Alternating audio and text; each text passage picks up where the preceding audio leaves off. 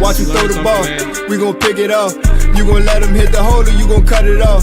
You gon' play through 4th and long or you gon' punt it off. Your defenders, heavy hitters, put your pads in. Don't be looking for the ref to throw no flags in. Keep the helmet on, keep the cleats tight. You the type to want to win by any means, right? You should look alive. This is Trap or Dive. Yes, sir. Welcome back to another episode of Trap or Dive Podcast. I am your host of the Trap or Dive Podcast, Mual. AJ's on the way. Dre is on the way. What's up, Monty? Jay Tizzy, everybody in the chat, everybody that's listening live, watching live, or however you are, Twitch, Twitter, YouTube. Did I say that right? I did. If you're on the YouTube side, man, make sure you hit that like button. Make sure you hit the subscribe button if you're brand new, man. Let's get the 4K subscribers as soon as we can, man. I ain't got no goal, but let's say, you know what I'm saying, mid-season. You know, I feel like that's attainable. Twitter side, man. If you want Twitter, man, we appreciate you watching as always. But if you can migrate over to YouTube, it is definitely appreciated when you get a chance. But no pressure. Do what's comfortable for you. Twitch side, what's up? Everybody's on the Twitch side, man. Appreciate y'all checking in. Hit that follow button if you are brand new. And yeah, stay tuned, man. We got a hell of a season coming up. Jaden Daniels season number 2. All talk, what's up? Let's go ahead and get AJ in here. And I did that wrong. Oh, he must have froze. Yeah, he froze. Okay, let me take him backstage for a second while I do this. All right. Boom, there go Drake. Let's go ahead and try this again. Drake, what's up? You hear me? Yes, sir. Okay, boom, there we go. What's up, player? How you feeling? I'm good, man. It's game week. I mean, you know, I couldn't be better. This is what I've been waiting for, brother. yeah, man. It's game week, bro. I can't wait either. And it's crazy because we don't have to really wait till Friday to get some really good updates about the team. And that's kind of the most important thing. Hey, bro, like I want to say, well, I saved it for the All 32 show. That's cool. No biggie. But yeah, let's go ahead and get into the show. AJ should be loading back or reloading up soon. Today for Washington was an off day, a travel day for the team. So we didn't see too much or get too many updates about Washington at all today. I mean, there was a report from Diana Rossini, Terry. I don't even know if it was a report. I got to double check. I don't think it was a report, but more so an understanding from her conversations. I'd have to find it again, but just a conversation that she uncovered that Terry is not necessarily looking for an exact deal or better with DK in terms of his contract demands or what he actually earned from his contract, but more so like some similarities within the contract that he desires in his negotiations on his side of negotiations as well. That's about it today. If I'm not mistaken, Dre, is there? I mean, of course, we're going to talk about New England, the joint practices, and obviously the game as well. But I don't think we had any other like new news outside of like a Terry conversation from Rossini. And that's the thing. Outside of football, you know, the only distraction or anything else we're talking about is Terry's money or Terry's impending deal. But, you know, that Diana Rossini report now, you know, the tax part is the part that got me. Yeah. Like that whole tax thing is what threw me off. Now, I mean, I got a feeling that it's somewhat true, but it just part of me just still doesn't want to believe that's true because I think that's such a ridiculous thing for Terry and his camp to go into the negotiation standpoint. Going, well, you know, I played with Taylor Heineke. I played with, 10 different quarterbacks, and you all should pay me for that. I really hope that's not what Terry's side is kind of griping about, and they don't feel respected because they're not getting paid for who they played with in the past. That's ridiculous because, like I said on X earlier today, Terry's not going to go anywhere else and tax any other franchise. Why would he tax us like that? We always hear about the hometown discount. He's hometown price gouging us if that's true.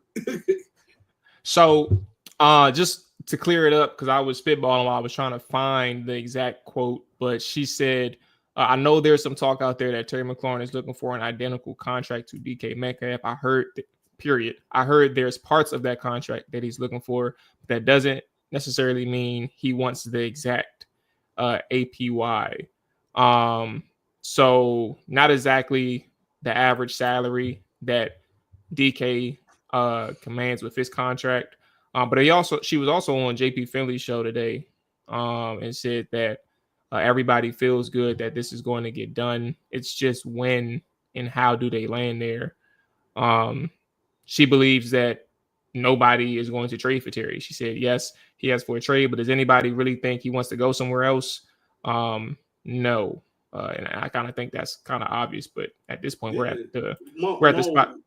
We hold the team holds the leverage at this point right now in the negotiations. Yeah. So if anybody's going to cave, it's going to be Terry. And if he's going to go out there, like let's say the team does go out there and grant him permission to seek a trade somewhere else, I guarantee you that no other team out there is going to offer Terry whatever his probable asking price is, on top of having to give up assets for him. And when you have to factor in the age, all of that comes into play. So that's why I'm just kind of confused. That's this whole tax conversation, the Washington tax conversation, and how Terry feels disrespected. And to be honest with you, I do think there's something there, because last week on X, one of his boys was literally spilling the beans, saying all of those kind of, lines, those taglines, like, oh, Terry played with this, Terry did this for the franchise, Terry did this, and they disrespected Terry, so it lets me know that he has people in his ear telling him, you're owed this, you should get this. I mean, a lot of the fans are saying this too, like, he should get this. But he shouldn't be influenced by that. I know what you're saying, but he shouldn't be.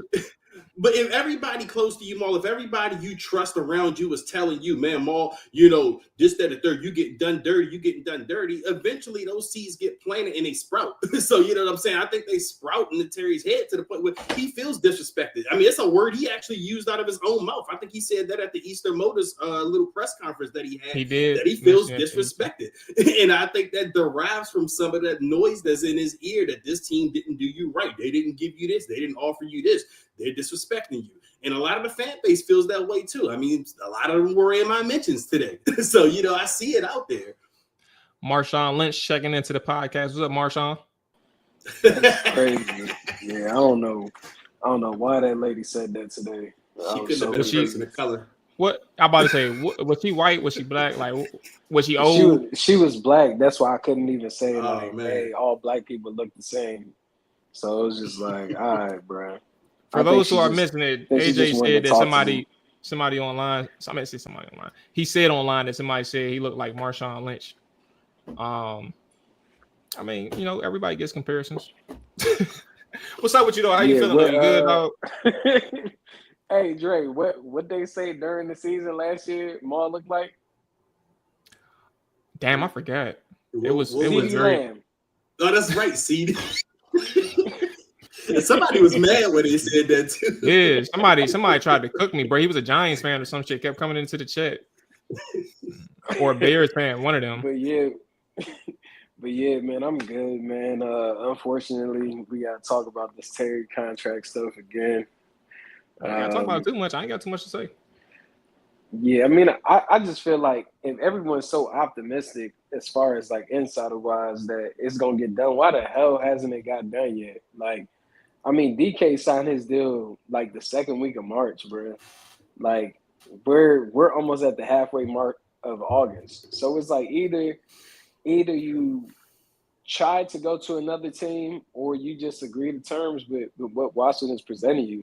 But to try to go over the amount of what the market dictates, because the market dictates at his age $25 million at the max. You feel me? So it's like if we gonna go over the market, Jay Tizzy remembers it. Yeah, he did say a 6 CD Lamb. But yeah, if you want them to go that far over the market, you kind of got to do that with everybody that's succeeding within the system and the scheme. You're gonna have to go over with Lermy Tunsil. If Marshawn Lattimore hits, where you expect him to be, you have to go over with him. Debo Samuel, like Frankie Louvu, you're just creating a wave of unnecessary madness. And it's just like, boy, I have not heard Terry McLaurin's name mentioned this much in my life. Like,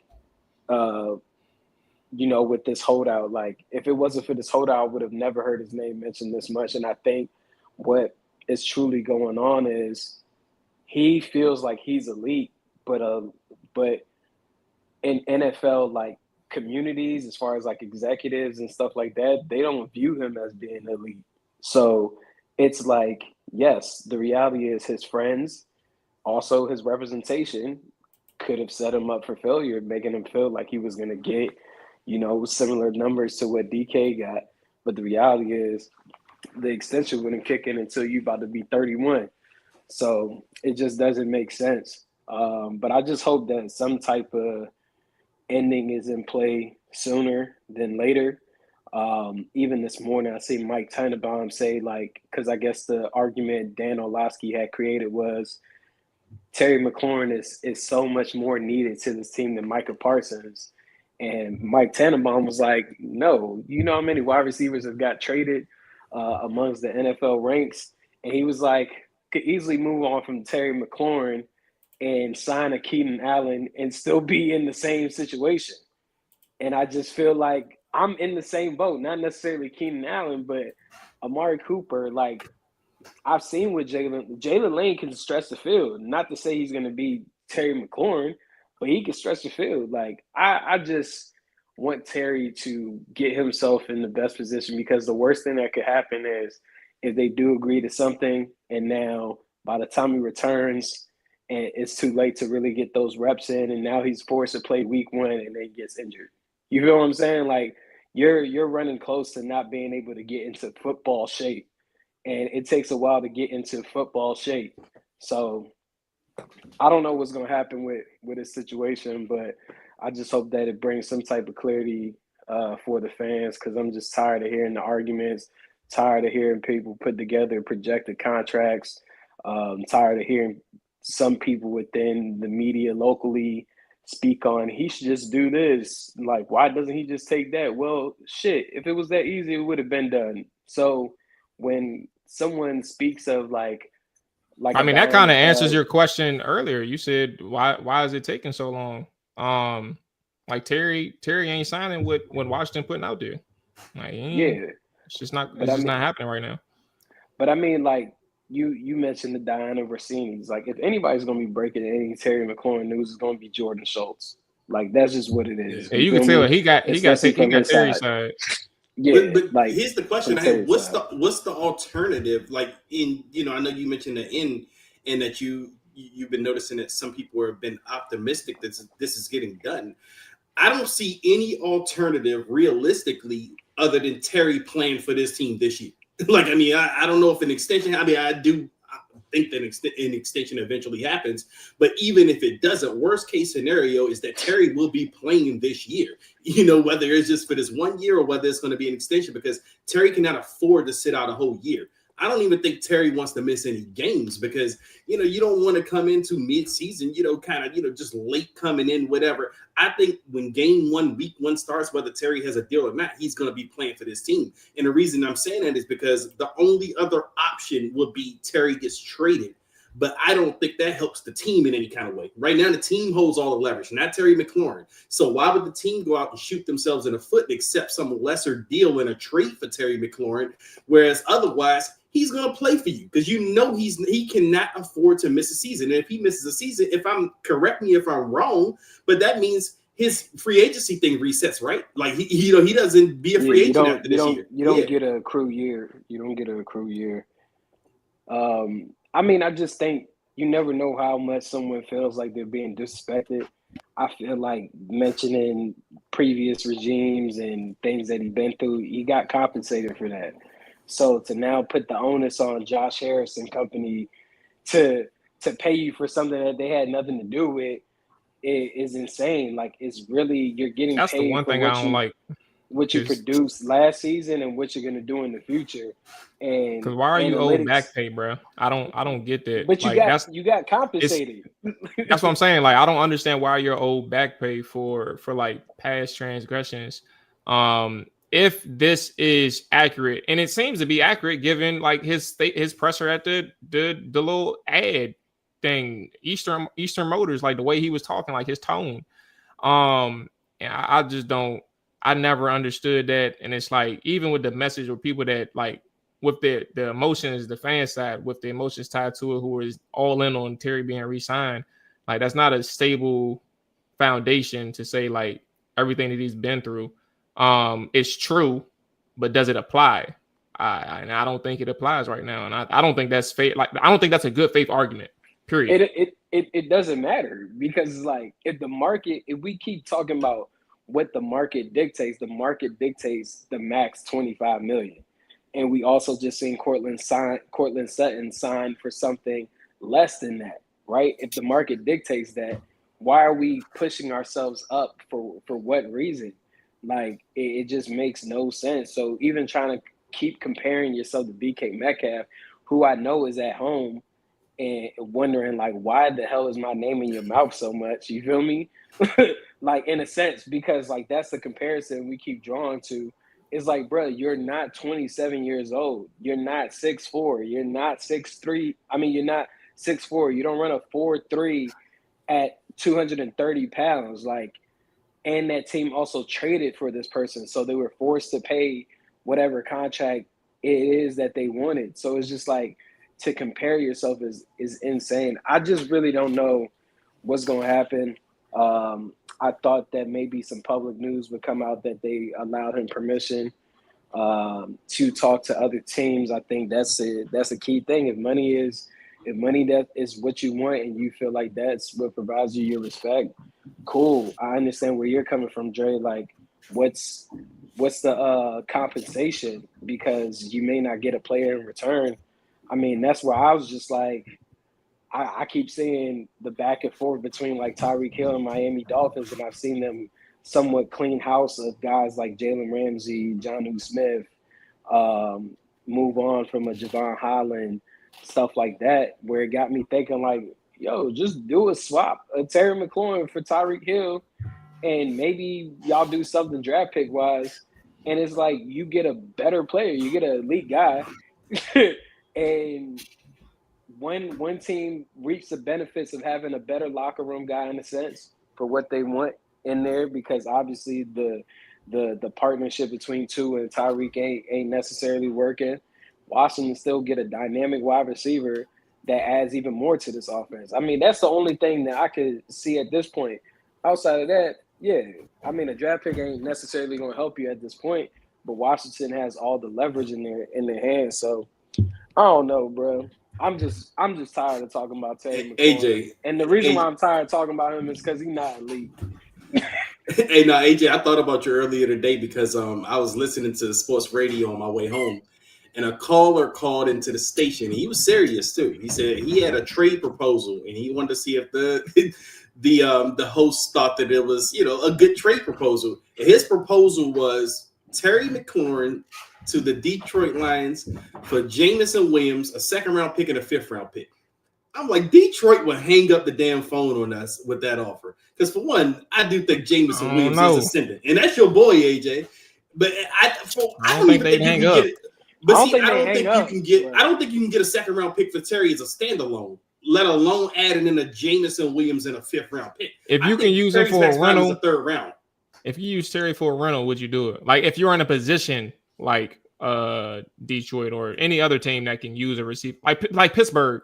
Apparently there was a report. I don't know who the guy was. I checked him out in the moment. I forgot his name, but he seemed like he covers the team, and he said that Pittsburgh inquired about Terry, and like I can imagine like them using Terry for a year as a rental. But like if you're in a position like Detroit, I don't see why you wouldn't like be interested.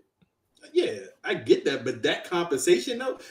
Jameson, a second-round pick and a fifth-round pick. I'm like, that's a lot because I would just be happy with Terry for a second-round pick right now. Not even just Jameson Williams.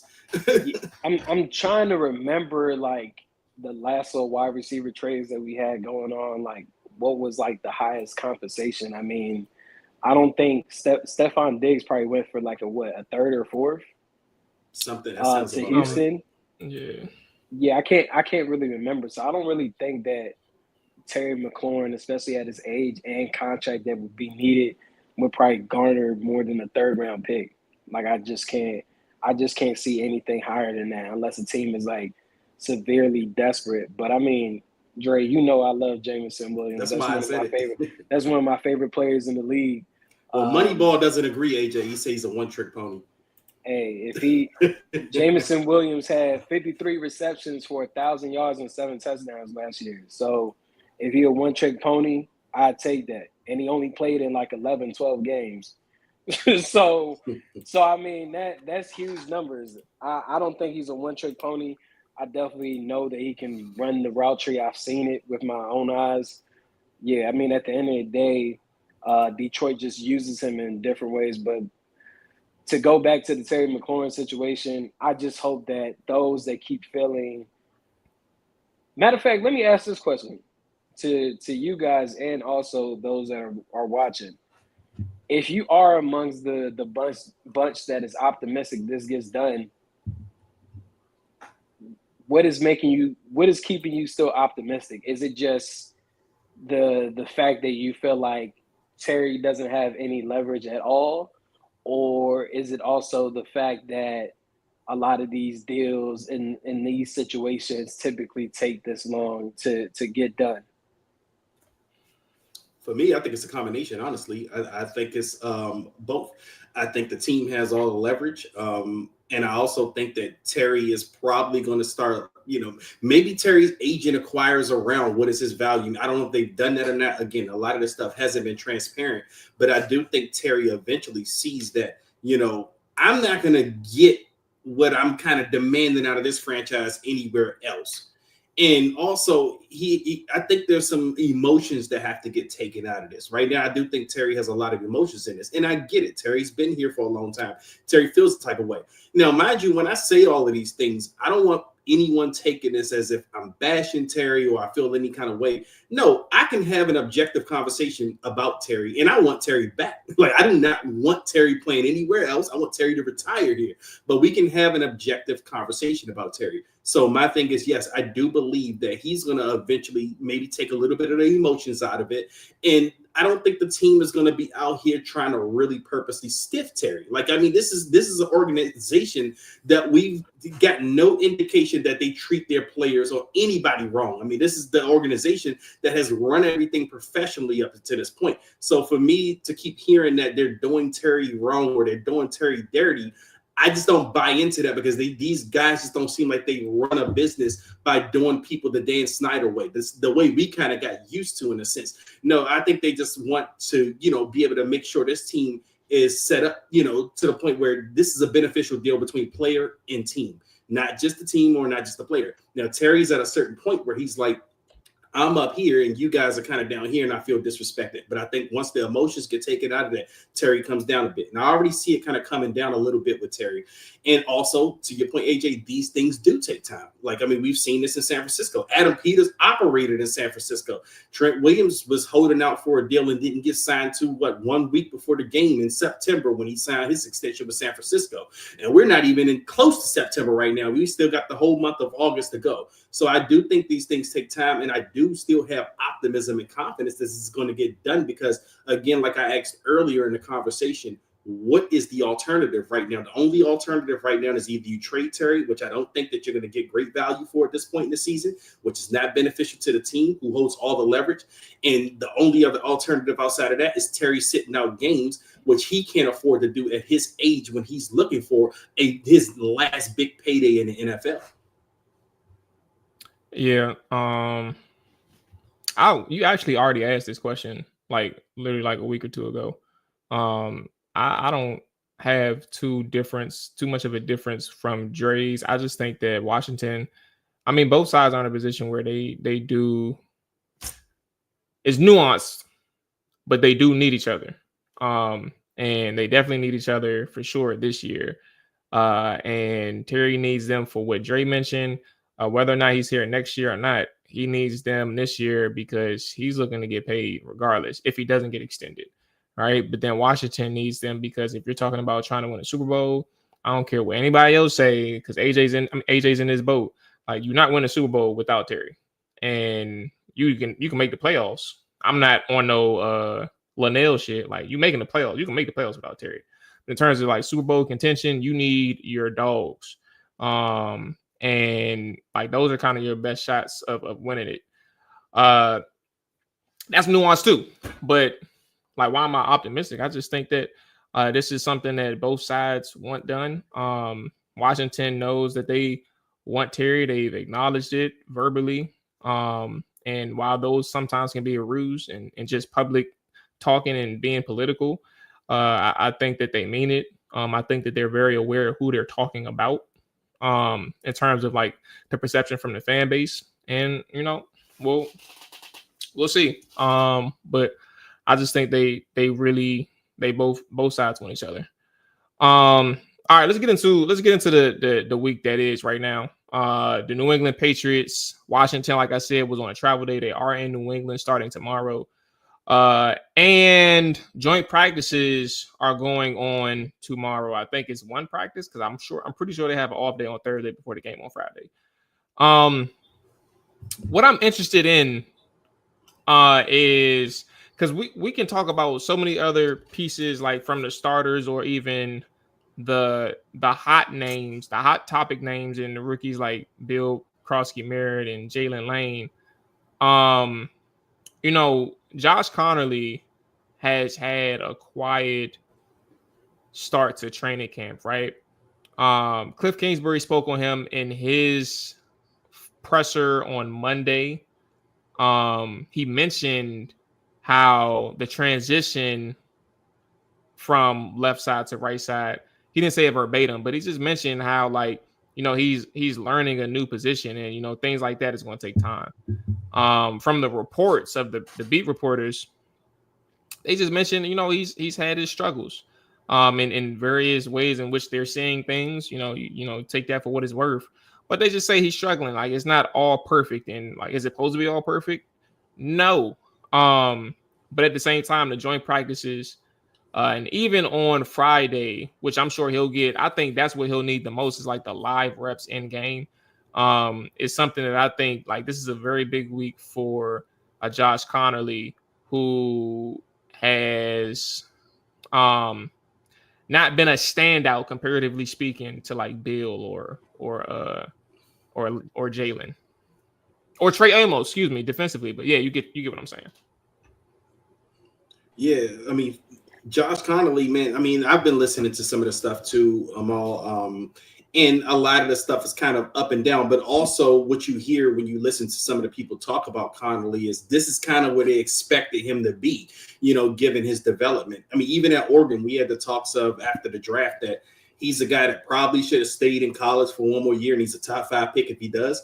But I mean, he's going to be in the NFL, and he's going to be getting this development. And I think he's going to be a guy that, you know, not necessarily comes out the gate, you know, being your bookend right tackle or whatever they see him as.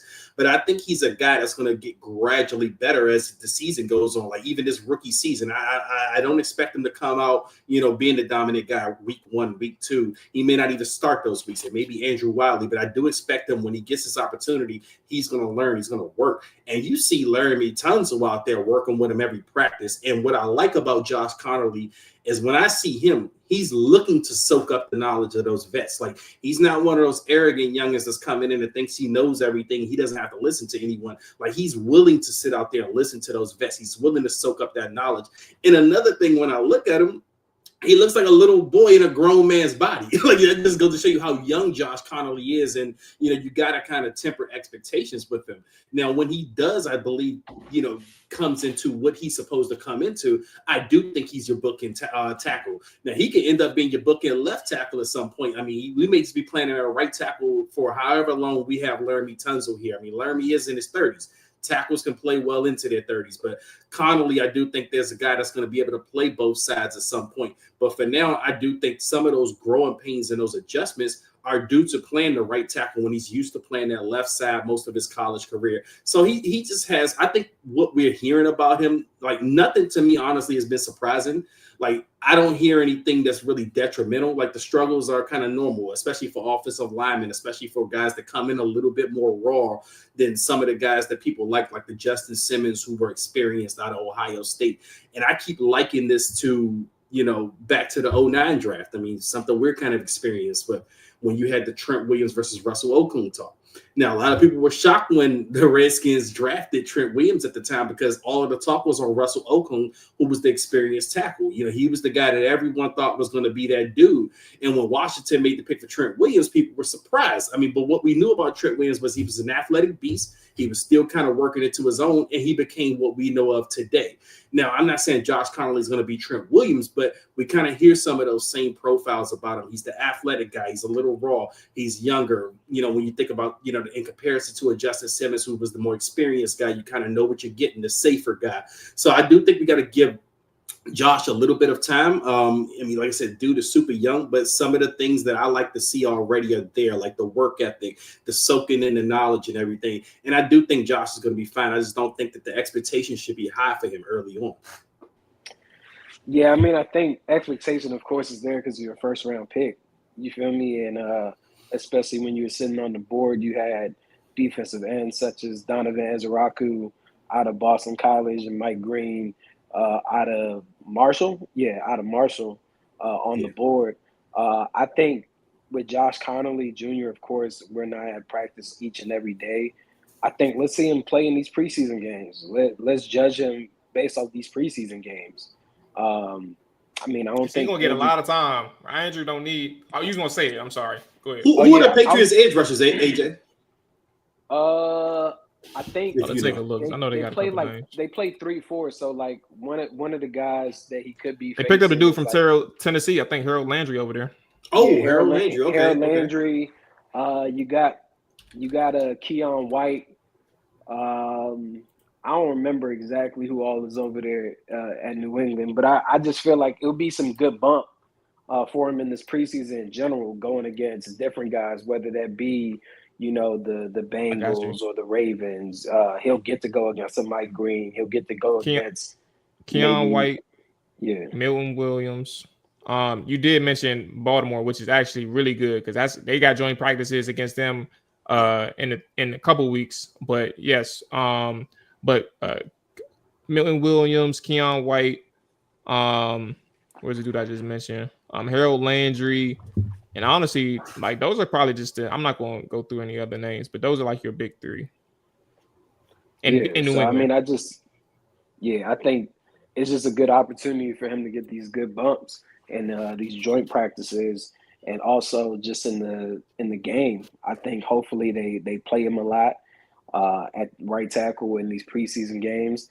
I mean, I think you know what you're getting from an Andrew Wiley, right? The main reason why you went and acquired a Josh Connolly in the draft is because of the athleticism. You want to be able to get downhill faster in the run game and the screen game. So maybe you do a rotation like how they did last year with what was his name?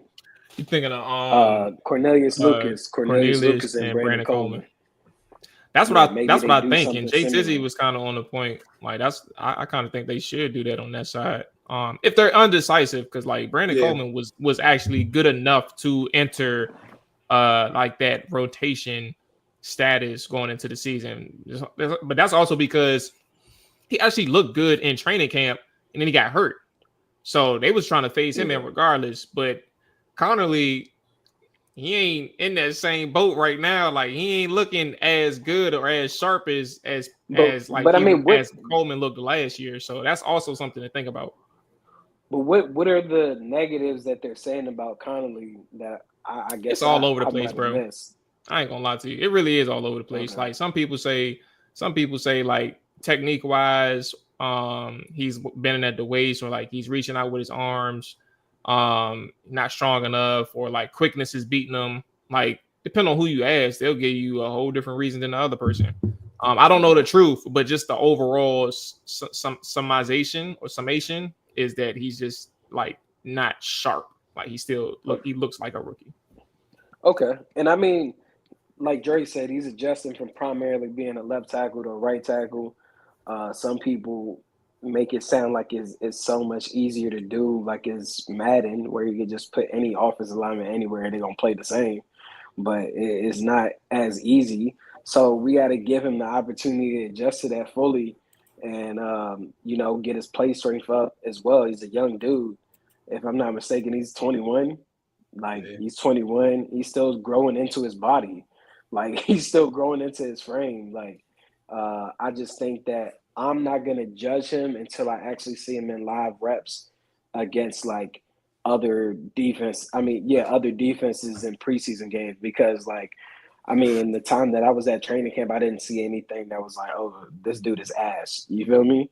So I think I'm going to just judge him solely based off of the preseason game. I think he has the opportunity to go against some good bump from defensive coordinators and players on the opposing side.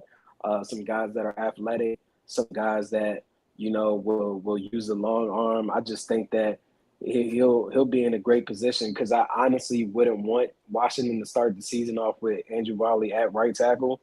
I would feel like that's kind of like being bamboozled in a sense. Even if they do a rotation, I just think I want continuity for this offensive line. I don't want them to be doing the Aunt Viv Fresh Prince of Bel-Air thing, like going from dark skin to light skin. Like I don't want that, bro. Like I think that it's important for this group to be able to play together. Same thing with like Sam Cosmi, hearing about him possibly being able to start week 1. Well, if that's gonna happen, let's make sure that happens week 1 and he's prepared, going into the last few practices before week 1, so that he can build continuity with Biotish or whoever's gonna be at right tackle, Wiley or Connolly Jr. and everybody else. I think that's just my main thing. Since we on the offensive line, bro, I don't like the fact that Brandon Coleman's hurt again. Yeah, the dude is hurt again. I don't know. I'd have to look it up. Maybe somebody in the chat can help me. I don't know what he got nicked up just now or recently, but he may not have made the trip to New England altogether. I haven't seen anything that confirmed he did or didn't yet as we're recording this. But like he's hurt again, and like once you get that bug, bro, and that reputation gets behind you, we don't know his injury. They mentioned it. I gotta find it, bro. You know what did concern me? I realized that this team does not have a backup center. I seen Michael Dieter is still on the roster. Lower body injury. He was seen limping, but the severity is unknown. So that's kind of shout out to AI, bro. All I had to do was put in Brandon Coleman injury. They did the work for me. Okay.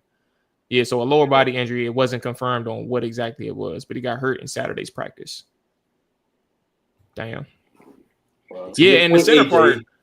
Yeah, I was going to say Dieter is the backup. Might not be a good one, but they do have a backup. And they re-signed them, so they like something about him. I don't understand it. I actually had this conversation yesterday. Like, I didn't understand why they re-signed this dude because he was so trash last year. But something they like about him. I'll never forget how disappointed I was in that man, bro. Like, I don't understand why they put him on the field. And then, like, it was so bad where you avoided him. Like, they started using Trent Scott. And at guard or whatever it was, like. Well, because Trent Scott did come in at guard because he was filling in at guard as well. So like Dieter was a afterthought. Like he ain't even. You right. I don't want to see Dieter though. Period. I'd rather you cut him and sign somebody off the street, give him a chance. If I gotta watch Dieter, I can't do it. All right. So we don't know what's going on with Coleman, but again, another injury for him. That's unfortunate. I think we're all on the same page with Connerly, just giving him time, but also like let him play the entire preseason. I do have another thing that I am very interested in seeing this week, mainly tomorrow. But I want to give y'all the floor. Like, what's something that's on y'all mind before I get to mine? Maybe y'all even say it, but like, what's something that's on y'all mind that y'all are trying to see tomorrow during joint practice or even Friday during the game? I mean, I want to see Patriots wide receivers such as Stephon Diggs, Kyle Williams, Kendrick Bourne, and the rest of that group against Washington's cornerbacks. I especially want to see Stephon against Amos and Marshawn Lattimore. Yep, so you already took it. You took it first go. Yeah, that was it. I hope we get some good bump in that. I know how lively Stephon can be. I know how lively Marshawn Lattimore can be. That's literally word for word. Like, did you see my article? Maul, I was about to do that too, so don't feel shame. I don't know Trey Amos' personality, but I know Stephon gonna be talking his shit out there. So Yes. that's definitely what I want to see. I want to see how Kyle Williams still, does his thing from that standpoint. And then, I also want to see how Debo, Jalen Lynn, and Luke McCaffrey and the rest of that wide receiver room do against their defensive backs, even if Christian Gonzalez is not going to be participating due to his injury. I still just want to see them go against other competition because we're not going to get to see the starters in the preseason game on Friday. But I definitely want to see those one-on-ones with, the wide receivers and tight end groups of both sides of the ball. I think that's going to be very, very entertaining tomorrow. Look, for me, I wasn't good at route, but that's fine. I did have a backup plan, and mine is Bill. Like, I'm really interested to see how Bill shows up against other competition. And I say this because I'm in full conspiracy theorist mode. Now, I know preseason depth charts don't mean any damn thing, and it's fine. They don't, but it's something to talk about right now. They had him listed as 5th on the depth chart, which I already know is bullshit. He's not 5th on the depth chart. I think he's much higher up, but I don't think they feel the need to put his name up there yet because they already know where they want to put him at. Now, here's my thing. If we come to Friday, it's not going to happen, but this is just me being a conspiracy theorist. It's fun. This is the off season, right? But if it comes to Friday and he's one of those guys that's sitting out, he's starting week 1. Like, that's just where I'm going with it. He's going to be starting week 1 if I see that. Like, again, it's not going to happen. I actually want to see him out there in preseason. But sitting out, yeah, like, but I'm saying, I think where your real conspiracy starts is if he played a preseason game and he ball out. No, that's not where it starts. Because when coaches know what they have in a guy before they step on a preseason football field, they don't need to see a guy step in a preseason game to say, "Oh, that guy can actually play football." I think preseason is, more so for those last chance guys. Like, show me something that I haven't seen yet, But I think and this is where the joint practices are going to come into play. Like, I don't really think we're going to see the starters a lot in preseason because you don't need to see them a lot in preseason because they're going to have 2 joint practices. You're going to see a lot of what you need to see competition-wise against other teams in practices. You're not going to really need those preseason games. So for me, the full conspiracy theorist to come out of me, it would say that Bill Krosky Merritt is sitting out of preseason the first game. He's resting because they already know what they got in that guy. They already know. And I go back to 2019 preseason when Terry McLaurin was getting set out of those games. And we were all sitting there around wondering, why is a 3rd-round rookie not playing in preseason games? They already knew what they had in Terry McLaurin. So that's why I just said that I will go full-blown conspiracy theorist mode if by Friday we hear that Bill's not playing. But I do think he's going to play. It's just me having fun in the offseason. But that's what I'm looking forward to. I'm looking forward to seeing how he performs against the competition because this is one of the biggest position groups on the team that we want to see solidify, especially on offense. Like, I do think we have the receivers, even without Terry. I mean, I'm with Mual in that you're probably not a Super Bowl contender without Terry, but you still have receivers that Terry can work with, that he can make things happen with. Debo's been having a hell of a camp. Jalen Lane's been getting buzzed. Someone else is going to step up in that group. You already know Zach Ertz is going to be some stability. You may have a Ben Sinnott coming on. Who knows? But what we don't know right now, what we don't know right now is who emerges from the running back. No, I knew you was going to react. But Bill is who I'm looking for to hear positive things about in this joint practice because that's going to make me feel like, okay, this guy really is emerging in that running back room and not just against Washington practice players. Let's kind of. I was just gonna say real quick. You know what got the fans so excited? They haven't seen a running back in so long cut back like this. Like it's been a long time. Like, fans are extremely excited about dude. Like, even at the practice, it was just like every cut was like, whoa, wow. Like, it is fascinating because it's like I had to think back, like, damn, has it been that long since they had a person that could cut back like this? Yeah, nobody. It's probably best at CP, honestly. Yeah. And and CP he wasn't like that agile. Like, his jump cuts wasn't like this, like aggressive. Like Gibbs had him gain weight or explode. Like he wasn't even like this fleet of foot. Like I mean, well, until he gained weight, right? So like 05, 06, you probably saw some nimble CP. Denver CP was different. Yeah, for sure. Yeah. But like the way that Bill runs, and honestly, I don't even see CP when I look at him, but I get the point. And like in terms of like the type of ability, we haven't really seen since CP, and that says a lot. But I was going to say, to Dre's point, like if we were kind of to strip away the conspiracy side and just say, like, objectively speaking, how can he move up the depth chart? Right, there's 7 running backs on the roster. That is the most at any position, offensively and defensively, in terms of like depth, right? In front of Bill, it's Jeremy McNichols and Chris Rodriguez. I think that Bill has a very good opportunity to become that third running back. And while people are long-term or long, like playing a long game with Bill in terms of like whose spot will he take, Brian Robinson or Austin Eckler, I think in the short term, Jeremy McNichols is staring right in front of him.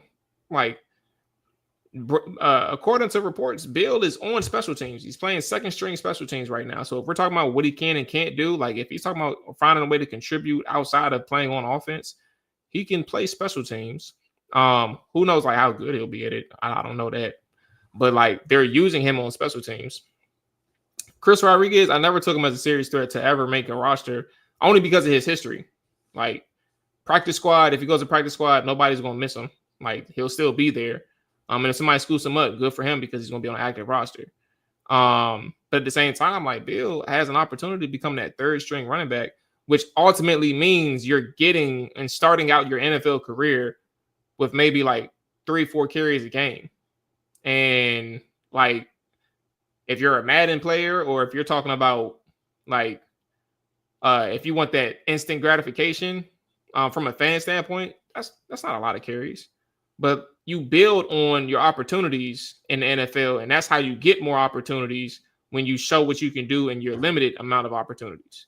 So I personally think if he can challenge McNichols, because I think he can easily jump Chris Rodriguez. If you can challenge McNichols for that third string spot, then we're talking about somebody who has a really good opportunity in the regular season to eventually force his way into the touches that Brian Robinson has, or even Austin Eckler, whatever that may look like. But what do we make of B-Rob fielding punts? I feel like they do that when they're ready to see what the hell what else can we get this guy to do at this point? I mean, shout out to Rio. Rio made a tweet that said they had him doing side quest out there. And I have never seen B-Rob out there doing punts before in all my years of kind of following training camp, especially since he's been there. So it kind of got my curiosity a little piqued at what's going on with that. Like, why is B-Rob back there, fielded punts? Because he doesn't strike me as a punt returner. Kickoffs, I can get it because you have running backs running kickoffs. It's one of the more popular things with the new kickoff format. So I was just a little curious by hearing B-Rob's name fielded punts. I'm like, oh, man. They really had him fielding punts? Yeah, they said he was fielding punts at yesterday's practice.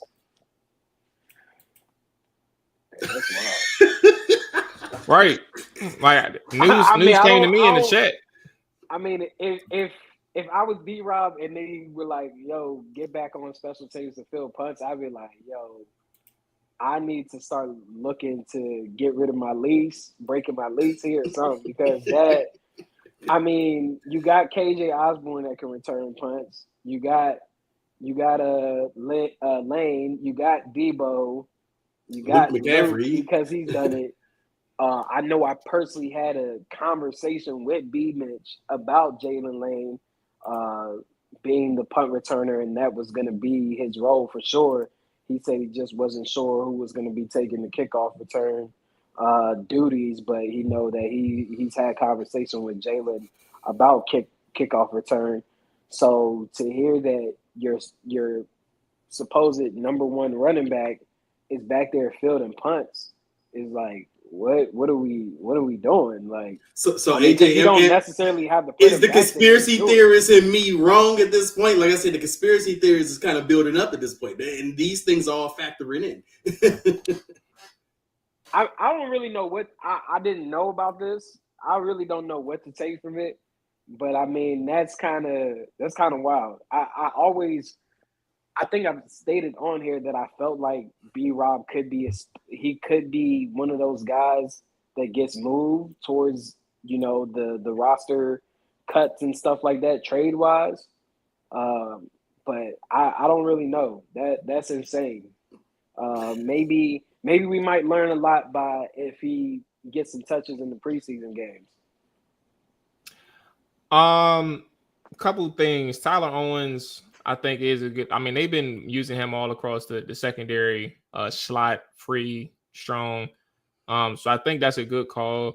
But Will Harris, is the guy that they brought in here, Moneyball, to be their starter. So let's not omit his name in this competition, because that's the name that you want to kind of pay attention to when you're talking about who's going to be that strong safety for Washington.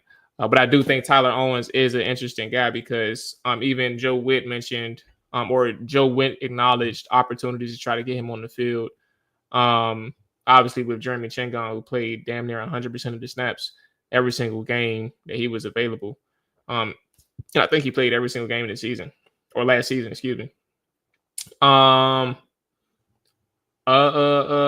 We just talked about, there is Johnny Newton has had a quiet camp.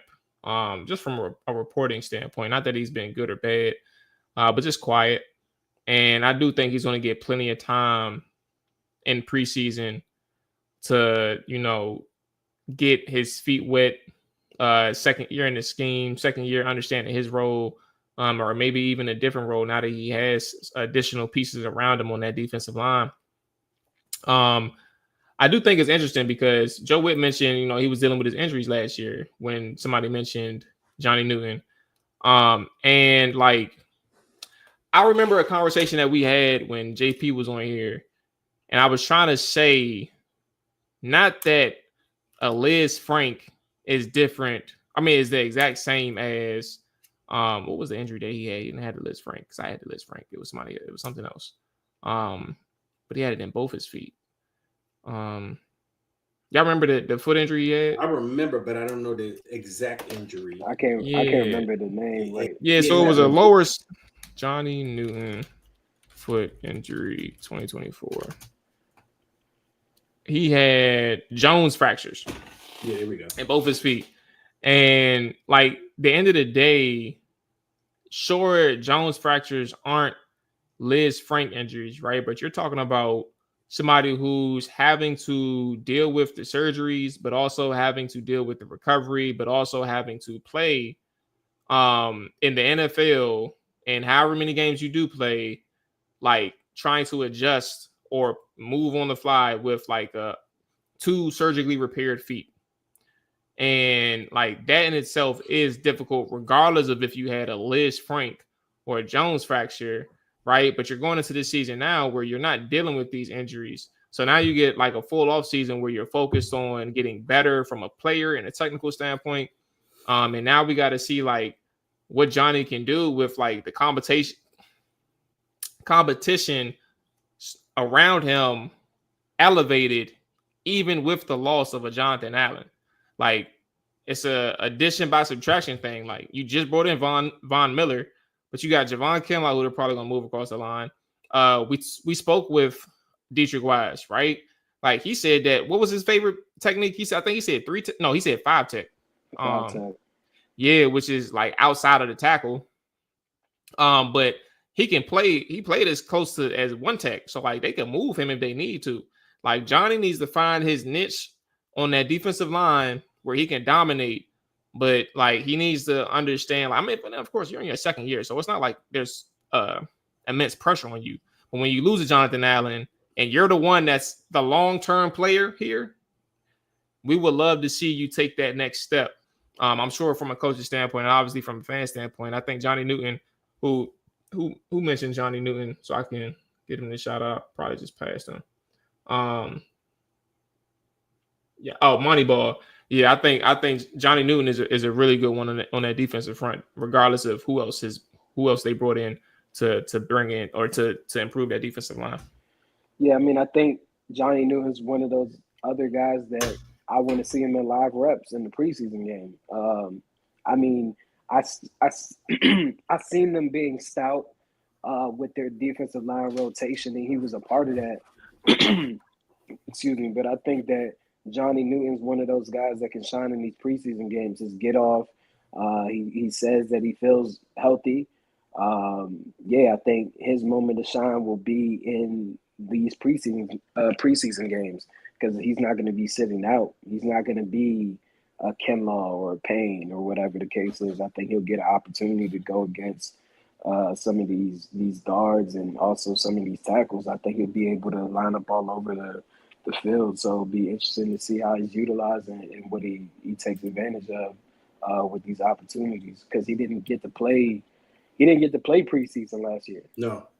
Mm-hmm. He missed like the first couple of games of regular season, I think, last year. Yeah, he didn't get any preseason reps. So I think that'd be huge for him, being fully healthy this time and not having to focus on rehabbing. So yeah, I think some of the guys that we're mentioning so far, I think we really got to see them in live reps against like actual a different team bump. You feel me? Like Connolly, the Tyler Owens, we heard about him playing some linebacker, being all over in the secondary. Now we talk about Johnny Newton. Yeah, we just got to see what he's going to bring to the table in these preseason games, along with the Baptiste of the world, the Jordan McGee. Jordan McGee is another perfect guy. Like, what are you going to do in these preseason games? You know who's important that we ought to mention before we get out of here? Ben Sinnott. Zach Ertz ain't playing in the preseason. I guarantee he probably going to play. Obviously going to do the joint practices, right? But Ben Sinnott is somebody, again, similar to Johnny, who they have under contract for a couple more years. And honestly, him and John Bates, but like John Bates has his defined role.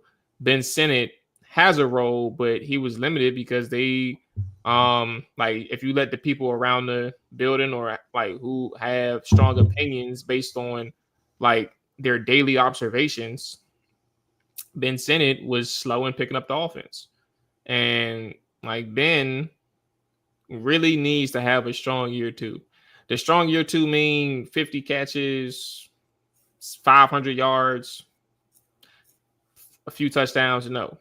But you need to see somebody who is active in terms of like playing faster, somebody who's available in the passing game for Jaden, and having more than fucking 9 catches on the season. Like that's ridiculous. And he didn't get hurt, so it's like, what the fuck?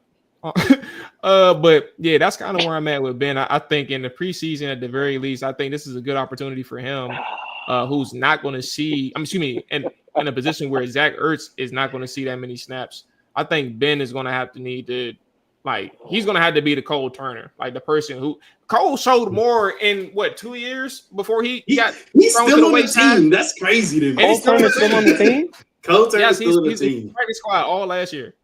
Man, good luck to both of them. I mean, yeah. So I think Ben is definitely one of those guys where like, if matter of fact, let me put it this way. Let me be spicy. If Adam Peters wants to be right about Ben Sinnott and for how I thought that he reached on Ben and others thought that he reached on Ben, Ben needs to come through for Adam Peters this year, and he needs to come through in a big way, like to ease Ames, because Ben is going quietly under the radar for no reason, especially when you get 3 second-round picks and you got one of these guys who are just coasting. Obviously, year one is, you get but you coasting right now. Like, come on, you need something, and Adam Peters need this man to cook more than anybody because you cannot whiff on no Ben. No, Ben Sinnott had shoulder surgery. I think that was earlier in the offseason. From doing what? I mean, who knows? These dudes all have injuries. I'm not. What we gonna take it easy on them for? Early this all season. What's up? Why are we taking it easy on them? But ain't nobody taking it easy on B-Rod. Money ball. And AJ, mentioned earlier about seeing certain guys in live snaps, and Ben Sinnott is one of those dudes who we may not be hearing a lot of fans talk about him. We may not even hear the beat reporters talk about him. And I'm even kind of lumping Johnny Newton into this conversation as well. But the disconnect that I've been noticing is that these guys all get voluntarily mentioned by coaches when they talk about leaps. Like the coaches talk about these guys and they talk these guys up.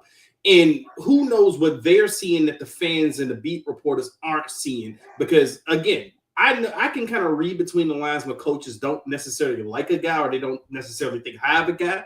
But when they're voluntarily bringing certain players' names up, when they're talking about leaps and these guys that they're noticing in practice that are doing well, I constantly hear Ben Sinnott's name brought up in this conversation. Like Johnny Newton's name has been coming up lately, not so much the whole offseason, but Ben Sinnot's name has been constantly mentioned when coaches talk about him. I don't hear media talk about him. I don't hear fans talking about him so much, but they keep saying this is what Ben does. And I also think this coming season, you may be forced to see a lot more Ben Sinnott, and not because Ertz is not playing well or whatever, but I think we were very fortunate to get a full season of Zach Ertz last year at this age. I think you may see Zach Ertz miss some games where you're going to have to see Ben Sinnott forced into a role where he's going to have to contribute. Now, the question is he going to live up to that? Now, it's interesting you bring him up because we were talking about guys we want to see do well in the joint practices of preseason. Ben Sinnott is definitely a guy I'm going to be paying attention to. I want to see, because Ertz is not going to get a lot of snaps in preseason. He shouldn't. He should be getting those vet rest days. He should be getting that time. So this is when you want to see a Ben Sinnott kind of show the potential or show why you drafted this guy in the second round. And I kind of lump him and Johnny Newton in that same category because these are both second round guys that we all have high expectations for, especially Johnny Newton, because when you drafted him at the time, you drafted him thinking that you just drafted a pick of luxury. And we didn't get to see Johnny Newton's full potential last season, which is fine. But we are hoping to see, it's no rush or anything, but we are hoping to see some flashes of those guys that we drafted last year. So the time to me for Sinnott and Newton is now, because I think the opportunity is going to be there. Both of these guys have been practicing all off season. The opportunities are going to arise in the season. Now, are you all going to start showing those flashes of why you were second round picks this year? So these are going to be interesting guys to watch. Dre, you know why the coaches are mentioning Ben Sinnott unsolicited? Why? Because his confidence is shot. So they're trying to build up his confidence through the media. If he's not doing anything in these practices where the media is even saying, oh, Ben Sinnott did this today, whatever, it's because the player's confidence behind the scenes is shot. That's just what it is. But they could cut him. I don't have any They know, but you're not wrong. But they know you can't better. cut a second round pick. This is very first draft class. They ain't gonna do that. If this is what AJ's talking about, you can cut him. You could cut him, but you're also trying to build him up. So you're going to keep him around at least for this year. But let's say if a Yankoff or Tyree Jackson or someone, they cut Ben, they could cut Luke. And everybody. I think even with Luke, he's dropped a lot of passes, right? But I still think that they're holding on to hope. When it comes to Ben, I think his confidence is shot. We've heard Logan Paulson talk about it. We've heard him mention Ben Sinnott. We've seen the tape where he's missing the wrong reads. We're seeing him play like a uninspired player. He's not confident in what he's doing, what he's being asked of, which is very weird because he spent a lot of time in college. This isn't a guy that played 1 year or 2 years in college. So, I hope the best for him. I hope that, the Ben Sinnott fan club, gets something to rave about this preseason. Last preseason, it was that catch down the seam against the Jets, and that was it for the rest of 2024. But, I just feel like certain coaches, they do that in the media to build up guys' confidence. Like that's all it is. Because if they don't build up that guy's confidence in those sessions, then the media starts to wonder what is going on with your second round pick, tight end. You feel me? Like, why is he number 3?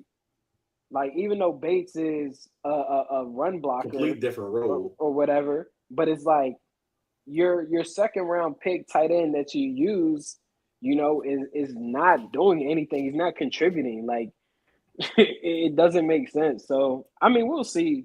Once again, Dre, we'll see what he does in these preseason games. But, I mean, I just think that when you see the coach talk of a player unsolicited, it's that person is lacking confidence. There it is. All right.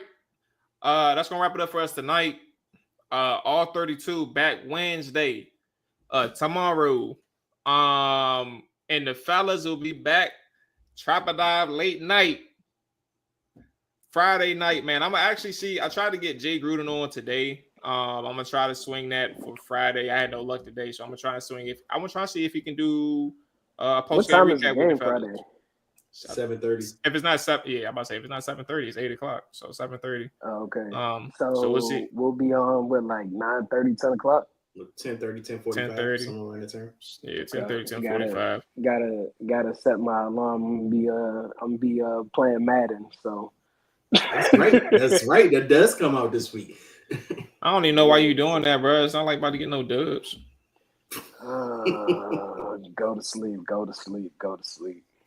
We back in action, man. But yeah, I'm looking forward to, man, football's back, bro. We can chop it up about football, and Washington got a lot of spots on that team that we get to see play. That's the great thing about preseason. Like, the starters don't necessarily have to play, but Washington got so many different pieces that we can look forward to and chop it up about, that we will definitely have something to talk about. It's not like we're going to be watching Nico Marley and stuff on the field. Nico Marley, no, that's a name. Yeah, Jay Tizzy. That's if he brings a drink. I'm gonna follow up with him again. No, we're gonna make about Jay Friday. drink if he on. I was gonna pull up on him for the game if he was going to a bar like he usually do, but we may say that for a day we don't do a post game recap, maybe like the last game or something. I don't know. We'll figure that out because the last game ain't really shit anyway. It's the first 2 games, but yeah, that's gonna wrap it up for us. Armani, what's up? Appreciate you checking in. We will be back Friday night. All 32 back tomorrow at 7 o'clock. Until then, man, y'all take it easy, be safe, all that good stuff. We up out of here, man. Yes, sir.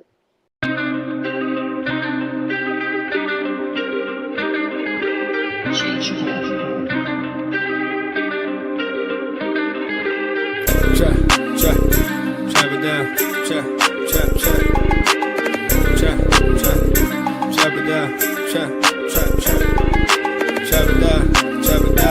down. You gon' chop it down.